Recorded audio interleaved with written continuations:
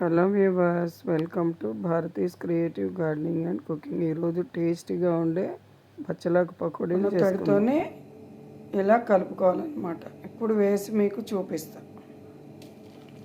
ఇట్లా కొంచెం తీసుకుని కొంచెం నూనెలో ఇలా వేసుకోవాలి.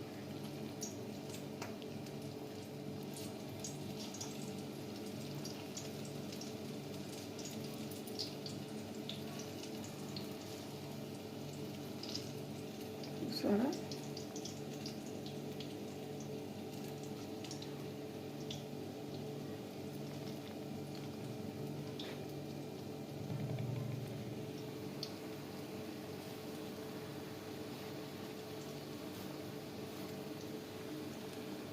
ఇలా నూనెలో వేసుకోవాలి.